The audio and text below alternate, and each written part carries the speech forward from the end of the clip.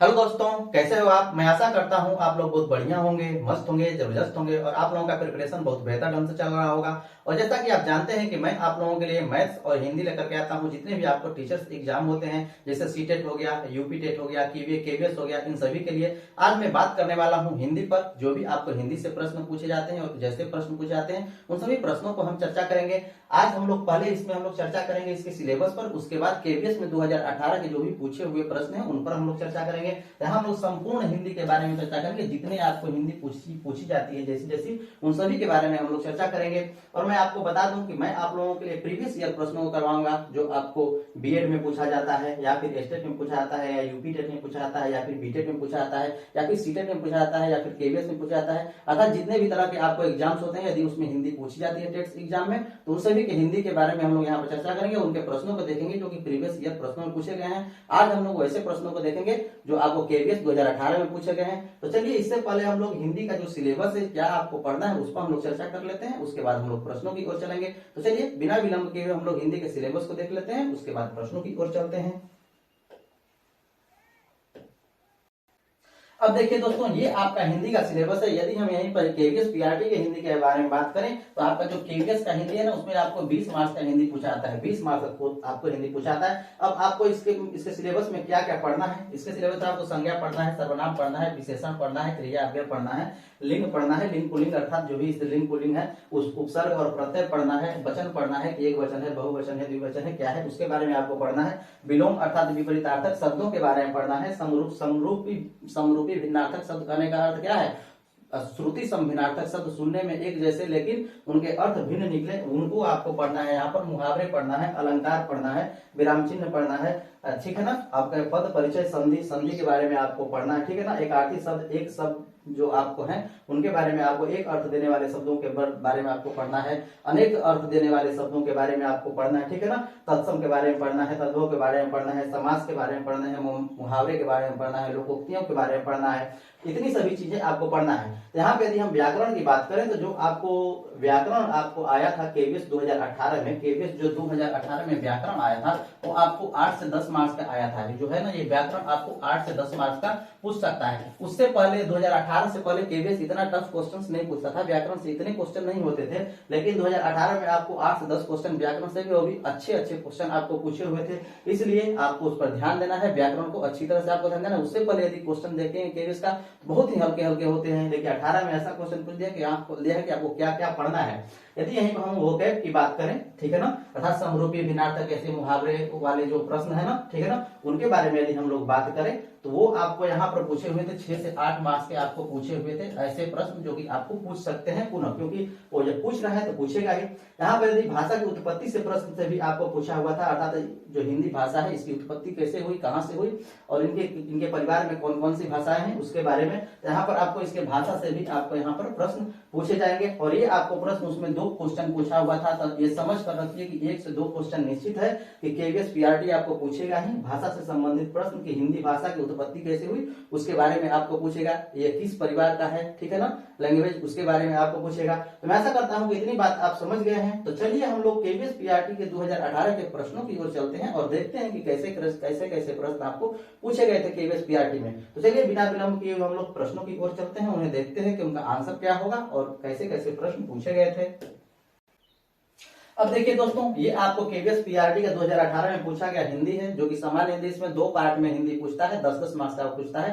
Part 1 और part 2 में। ये आपका पार्ट 2 के क्वेश्चन है, ठीक है ना। यहाँ पर आपको प्रश्न दिया हुआ है कि इसमें शुद्ध वर्तनी कौन है। ध्यान दीजिए, ये भी आपको लिखा हुआ है उज्ज्वल, ये भी उज्ज्वल लिखा हुआ है और ये भी उज्ज्वल लिखा हुआ है और ये भी आपको उज्ज्वल लिखा हुआ है। इनमें से सबसे सही कौन है इसके बारे में आपको बताना है। तो उज्ज्वल का जो सही होता है ना, जो आपको जिसकी वर्तनी होती है शुद्ध, वो होता है उ ज व संयुक्त ल होता है, ठीक है ना। आपको दोनों जब क्या होते हैं, आधा आधा होते हैं और यही इसका सही आंसर हो जाएगा। उज्ज्वल इसका सही आंसर हो जाएगा। मैं ऐसा करता हूं कि आपको ये बात समझ आ रही है। ये बाकी ऑप्शन इसके सभी क्या होंगे, गलत होंगे। उस तरह से अगला क्वेश्चन को देखिए, यहाँ पर कह रहा है कि जल्दी चलो, इसमें से कौन सी विशेषण है। यहाँ पर कह रहा है कि कौन सा विशेषण है, इसको बताइए। यहाँ पर चलने की क्रिया हो रही है और जल्दी के बारे में बात कर रहा है, अर्थात क्रिया विशेषण है, ठीक है ना। ये क्रिया हो रही है ना चलने की, और यहाँ पर क्या है, जल्दी। जल्दी क्या है, विशेषता है। तो ये कौन सी है, क्रिया विशेषण है। तो ऑप्शन नंबर 4 इसकी सही आंसर हो जाएगा। मैं ऐसा करता हूँ कि ये बात आपको समझ में आ रही है। चलिए हम नेक्स्ट क्वेश्चन की ओर चलते हैं और देखते हैं कि उसमें क्या है।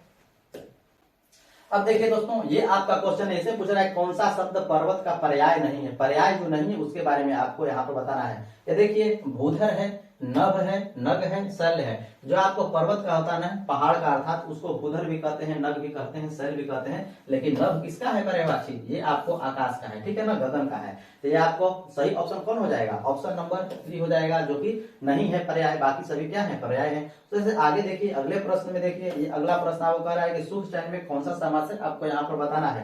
तो यहाँ पर ध्यान दीजिए, यहाँ पर योजक चिन्ह है। तो जब भी आपको दो शब्दों के बीच योजक चिन्ह आ जाए तो उस स्थिति में वो हमेशा क्या होता है? द्वंद्व समास होता है। हमेशा वो द्वंद्व समास होता है। आपको हमेशा याद रखना है कि जब दो शब्द योजक चिन्ह के साथ जुड़े हों और यदि समास पूछा जाए तो हमेशा वो क्या होते हैं? द्वंद्व समास होते हैं। तो मैं आशा करता हूं कि ये भी आप याद रखेंगे। तो चलिए हम लोग नेक्स्ट क्वेश्चन की ओर चलते हैं।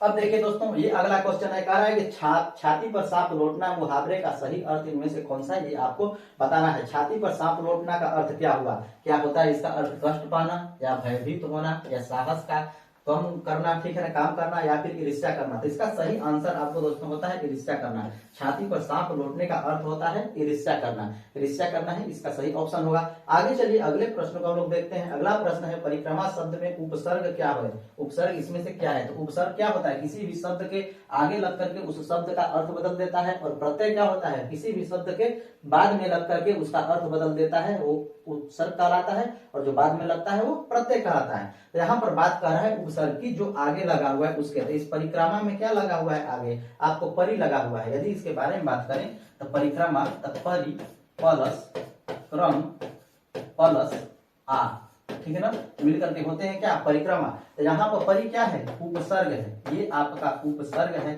और यहाँ पर जो आ है वो क्या है? आपको प्रत्यय है। मैं आशा करता हूं कि इतनी बात आपको समझ में आ रही है। तो यहाँ पर पूछ रहा है कि यहाँ पर उपसर्ग क्या है? तो उपसर्ग यहाँ पर कौन सा हो जाएगा? ऑप्शन नंबर 4 हो जाएगा, परि। और यही इसका सही आंसर हो जाएगा। मैं आशा करता हूँ कि ये भी बात आपको समझ में आ रही है। चलिए हम लोग नेक्स्ट क्वेश्चन की ओर चलते हैं। अब देखिए दोस्तों, ये आपका क्वेश्चन है। यहाँ पर कह रहा है कि निम्नलिखित में से अशुद्ध वाक्य कौन सा है, वो आपको यहाँ पर बताना है। पहला कह रहा है कि इस बार फसल अच्छी होगी, ये आपको शुद्ध वाक्य है। क्या है? आपको शुद्ध वाक्य है। बैठक का समय 4:10 होगा, 4:10, ये भी क्या है? आपको सही होगा। जब वर्षा होगी तब देखा जाएगा, ये भी बात आपको सही है। ये भी वाक्य क्या है? सही है। आगे देखिए, हम सब जा रहे हैं आप भी चलोगे, ये क्या आपको सही वाक्य है? हम सब जा रहे हैं आप भी चलोगे। और यहाँ पे देखिए प्रश्नवाचक चिन्ह दिया हुआ है। यहाँ पे यदि रहता कि क्या आप भी चलोगे तब तो यह शुद्ध होता। लेकिन यहाँ पर अगर है कि हम सब जा रहे हैं आप भी चलोगे, तो क्या हो जाएगा? अशुद्ध हो जाएगा। यहाँ पर क्या रहता था? शुद्ध हो जाता। तो ऑप्शन नंबर 4 इसका क्या हो जाएगा? सही आंसर हो जाएगा। यहाँ पर शुद्ध वाक्य कौन सा है? यही है। चलिए अगले प्रश्न को हम लोग देखते हैं। यहाँ पर कह रहा है कि सिंह वन में रहता है, रेखांकित में कौन सा कारक है, ये आपको बताना है। तो यहाँ पर ध्यान देना है, ये क्या है? में है। तो में कौन सा कारक होता है? आप जानते हैं? नहीं जानते हैं तो याद रख लीजिएगा।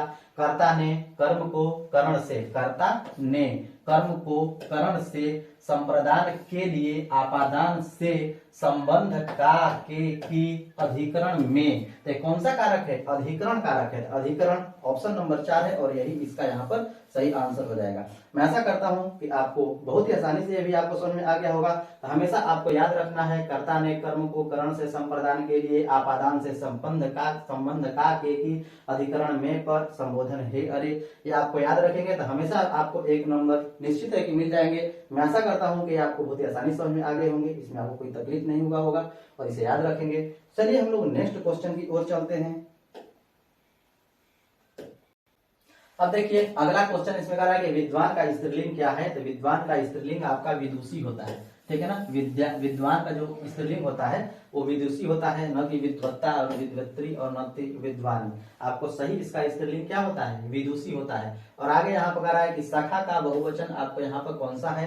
यहाँ पर कह रहा है साखियां, शाखें, शाख, शाखाएं। इसका जो बहुवचन होता है आपको शाखाएं होती हैं, जो कि सही आंसर है। मैं ऐसा करता हूं कि इतनी बात आपको समझ में आ रही है। चलिए हम लोग पार्ट 2 के क्वेश्चंस को देखते हैं कि पार्ट 2 में आपको कैसे कैसे क्वेश्चन पूछे गए हैं। पार्ट 1 के आपको 10 क्वेश्चन हो गए। पार्ट 2 के क्वेश्चन में हम लोग देखते हैं कि कैसे कैसे आपको केवीएस प्रश्न पूछा हुआ है। अब देखिए दोस्तों, ये आपको पार्ट 2 जो केवीएस पार्ट 2 में आपको पूछता है वो आपको क्वेश्चन है, जो कि आपको पार्ट 2 में मैंने आपको बताया कि पार्ट 1 और पार्ट 2 दो तरह से आपको हिंदी के क्वेश्चन दिए होते हैं। तो आपको पार्ट 2 क्वेश्चन है, पार्ट 2 में देखिए क्या क्या पूछा हुआ है। यहाँ पर कह रहा है कि रचना के अनुसार निम्नलिखित वाक्य का भेद किस विकल्प में दिया गया है, इसके बारे में आपको बताना है। वाक्य कह रहा है कि लोग तभी गिरते हैं जब असावधान होते हैं। ये कौन सा वाक्य है, इसमें आपको बताना है। तो रचना की दृष्टि से आप जानते हैं कि वाक्य 3 तरह के होते हैं। एक होता है आपको सरल वाक्य, दूसरा होता है संयुक्त वाक्य और तीसरा होता है मिश्र वाक्य। यहाँ पर सरल वाक्य और साधारण वाक्य दोनों एक ही तरह के हैं, दोनों को एक ही बात कहा जाता है। सरल को या फिर साधारण कहिए या फिर सरल कहिए, दोनों बात सेम है। यहाँ पर रचना की दृष्टि से संयुक्त वाक्य, यहाँ पे जो सरल वाक्य है, सरल वाक्य में क्या होता है, एक कर्ता होता है या फिर क्रिया होती है, वो आपको सरल वाक्य कहलाते हैं। अब संयुक्त वाक्य के बारे में बात करें तो यहाँ पर जो है दो आपको संयोजक से जुड़े होते हैं वाक्य, उसे संयुक्त वाक्य कहते हैं। उसमें और या इसलिए से दोनों वाक्य आपको जुड़े होंगे। संयुक्त होगा ना, उसमें और या इसलिए से वो दोनों वाक्य जुड़े होंगे तो उसे हम लोग संयुक्त वाक्य कहेंगे, ठीक है। और साधारण वाक्य में एक क्रिया या फिर एक कर्ता रहेगा, वो आपको सरल वाक्य होंगे। यहाँ पे यदि हम मिश्र वाक्य के बारे में बात करें, मिश्र वाक्य की, तो मिश्र वाक्य में क्या होते हैं, शर्त दिए होते हैं। यहाँ पर शर्त होते हैं। तो यहाँ पे देखिए इस वाक्य में क्या है, शर्त है, लोग तभी गिरते हैं जब असावधान होते हैं। लोग तभी गिरते हैं जब असावधान होते हैं। यहाँ पर शर्त है कि जब असावधान होते हैं तो लोग गिरते हैं। तो ये कौन सा वाक्य है, मिश्र वाक्य है। तो ऑप्शन नंबर 3 इसका सही आंसर हो जाएगा। मैं ऐसा करता हूं कि ये बात आपको आसानी समझ में आ रही है, इसमें आपको कोई तकलीफ नहीं है। चलिए वो नेक्स्ट क्वेश्चन की ओर चलते हैं। अगला प्रश्न कर रहा है कि भारत में बोली जाने वाली प्रमुख भाषाओं के परिवार में कौन सा विकल्प सही है, ये आपको बताना है। तो मैंने आपको बताया था कि भाषा से संबंधित भी आपको प्रश्न पूछे जाते हैं। यहाँ देखिए, यहाँ वही भाषाओं के परिवार से ही आपको यहाँ पर संबंध है और यहाँ क्वेश्चन आपको पूछा गया, ठीक है ना। तो इसलिए आपको वो बुक खरीद लेना है और वहां पर आपको सभी तरह की अच्छी तरह से उसका प्रिपरेशन कर लेना है। आपको आसानी से सभी बातें पता चल जाएंगी। और इसमें एक ही क्वेश्चन नहीं, बहुत सारे क्वेश्चन, बहुत सारे तरह के क्वेश्चन आपको बन सकते हैं। ध्यान दीजिए, इसमें कह रहा है कि भारत जो है ना प्रमुख भाषाओं का परिवार इनमें से कौन सा है। तो ऑप्शन नंबर 4 इसका सही आंसर है। इसमें आपको भारोपीय है, आग्नेय है, द्रविड़ है, तिब्बती है, तिब्बत धर्मी है, ये सभी क्या है, भारत की हिंदी की भाषाओं के परिवार हैं। तो मैं ऐसा करता हूं कि इतनी बात आपको समझ आ रही है। चलिए हम लोग नेक्स्ट क्वेश्चन की ओर चलते हैं। उस बुक को जरूर खरीद लीजिएगा, वहां पर आपको बहुत सारी चीज आपको सेल्फ स्टडी करने के लिए मिल जाएंगे। और उसमें आपको बहुत सारे सेट भी होते हैं जो कि हिंदी से रिलेटेड होते हैं, तो वो भी आप उसका भी यूज कर सकते हैं। चलिए हम नेक्स्ट क्वेश्चन की ओर चलते हैं और देखते हैं।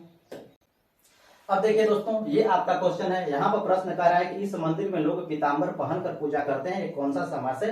ये आपको यहाँ पर बता रहा है कि जो पीताम्बर है आपको कौन सा समास है। पीताम्बर यदि पीताम्बर सिर्फ यदि बात किया जाए तो पीताम्बर किसे कहा जाता है, जो पीला वस्त्र पहनता है उसे पीताम्बर कहा जाता है। तो पीताम्बर हम लोग भगवान कृष्ण को भी मानते हैं। यदि यहाँ पर आपको ये दूसरे की ओर इंगित करता है पीताम्बर की, यदि यहाँ पर बात रहा जाए तो इसमें कौन सा समास है ये आपको बताना है। तो आपको बहुव्रीहि समास हो सकता है, लेकिन पीताम्बर पहन करके बात यहाँ पर, यदि यहाँ पर इसी प्रश्न में होता कि इस मंदिर में लोग पीताम्बर की पूजा करते हैं, तो उस स्थिति में वो बहुव्रीहि समास होता कि बहुव्रीहि समास है। यहाँ पर यदि कोई शब्द दूसरे को इंगित करे तो उस स्थिति में क्या होता है, बहुव्रीहि समास होता है। लेकिन यहाँ पर जो प्रश्न है ना, वो कह रहा है कि पीताम्बर पहन कर पूजा करते हैं, तो ये आपको कर्मधारय समास हो जाएगा। तो ऑप्शन नंबर 2 इसका सही आंसर हो जाएगा। यदि यहाँ पर यदि इसी प्रश्न में होता है कि पीताम्बर की पूजा करते हैं, तो पीताम्बर दूसरे को इंगित करता है, और जब दूसरे को इंगित करता तो आपको बहुव्रीहि समास हो जाता। लेकिन यहाँ पर प्रश्न है कि इस मंदिर में लोग पीताम्बर पहन कर पूजा करते हैं, तो उस स्थिति में क्या हो जाता है, कर्मधारय समास हो जाता है।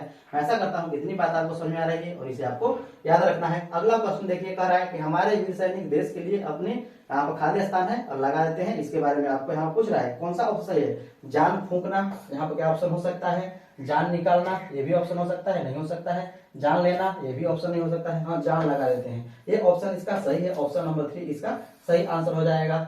हमारे वीर सैनिक देश के लिए जान लगा देते हैं, अपनी क्या करते हैं, जान लगा देते हैं। तो ऑप्शन नंबर 3 इसका सही आंसर हो जाएगा। मैं ऐसा करता हूँ कि ये भी आपको आसानी समझ में आ गया होगा। चलिए हम नेक्स्ट क्वेश्चन की ओर चलते हैं।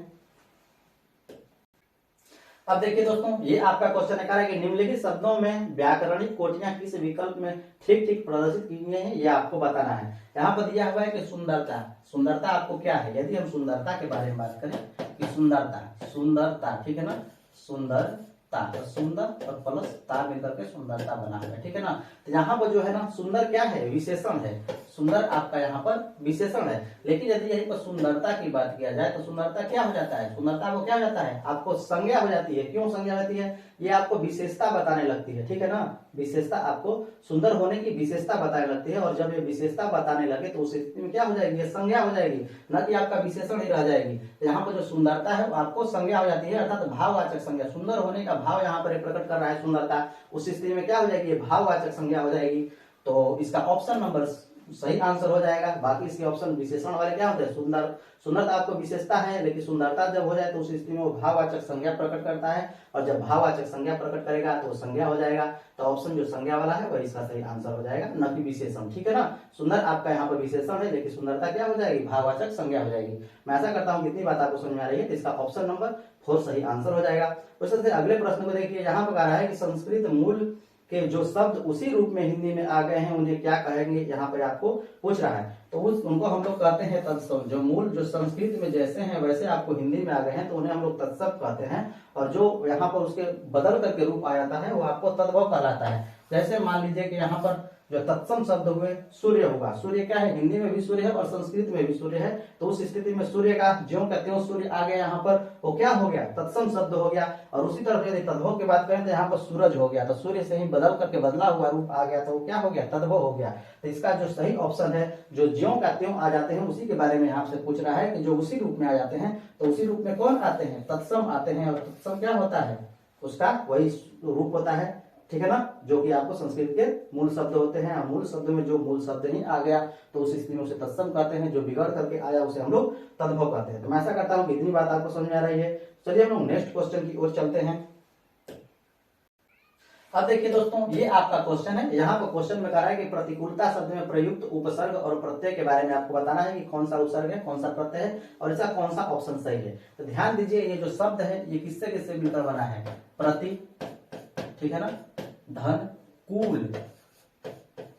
धन, ता से मिलकर के बना हुआ है। तो जो आगे लगता है उसे हम लोग उपसर्ग कहते हैं, और जो उसके बाद में लगता है किसी भी शब्द के, वो क्या कहलाता है, प्रत्यय कहलाता है। तो यहाँ पर जो उपसर्ग है प्रति है और ता क्या है, प्रत्यय है। तो कौन सा ऑप्शन है, ऑप्शन नंबर 2 है, और यही इसका सही आंसर हो जाएगा, ठीक है ना। तो ऑप्शन नंबर 2 इसका सही आंसर हो जाएगा, प्रति और ता, अर्थात उपसर्ग इसका प्रति होगा और ता क्या होगा, प्रत्यय होगा। चलिए अगले प्रश्न की ओर चलते हैं। यहाँ पर ध्यान दीजिए, कह रहा है कि दवाई का बहुवचन शब्द क्या है। यदि हम बात करें कि लड़की है, ठीक है ना, ये आपको लड़की हो गई। अब लड़की के बहुवचन के बारे में बात करें कि लड़की का बहुवचन क्या होगा।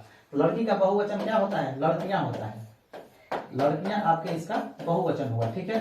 अब लड़कियां, ध्यान दीजिए यहाँ पर जो की है क्या है, बड़ी ई की मात्रा है। ये क्या है, आपको बड़ी ई की मात्रा है। यहाँ पर लड़कियां क्या है, छोटी ई की मात्रा है। तो यहाँ पर भी जो दवाई का है बहुवचन, तो यहाँ पर क्या होगा, जो बड़ी ई की मात्रा है दवाई में ना, जो आपका यहाँ पर क्या है, दवाई में बड़ी ई की मात्रा है, तो क्या हो जाएगी, छोटी ई की मात्रा। जो सा ऑप्शन होगा वही तो सही आंसर होगा। ध्यान दीजिए, दवाइयां, यहाँ ई की मात्रा क्या है, बड़ी ई है, तो ये क्या हो जाएगा, ऑप्शन इसका गलत हो जाएगा। दवाइयां, देखिए यहाँ पर क्या है, छोटी ई है, और छोटी ई की मात्रा जो है वही इसका सही आंसर होगा। तो दवाइयां शुद्ध रूप से यहाँ पर आपको बहुवचन में होगा, ये आपका क्या हो जाएगा, गलत हो जाएगा। तो आपको हमेशा याद रखना है कि जब आपको बड़ी ई की मात्रा हो तो उस स्थिति में यदि हम लोग उसका बहुवचन बनाएंगे तो क्या हो जाएगा, वहां पर जो मात्रा हो जाएगा छोटी ई की मात्रा हो जाएगी, ठीक है। मैं ऐसा करता हूं कि इतनी बात आपको समझ में आ रही है, इसमें आपको कोई तकलीफ नहीं हो रही है। जब भी आपको ऐसे शब्दों का बहुवचन बताना हो तो आपको हमेशा ध्यान रखना है कि यदि बड़ी ई हो तो हमेशा क्या आएगा, यहाँ पर छोटी ई हो जाएगा जब वो बहुवचन में होगा। तो यहाँ पे यदि दीर्घ की मात्रा है तो हमेशा क्या हो जाएगा, उसके बहुवचन में हर्ष की मात्रा हो जाएगी।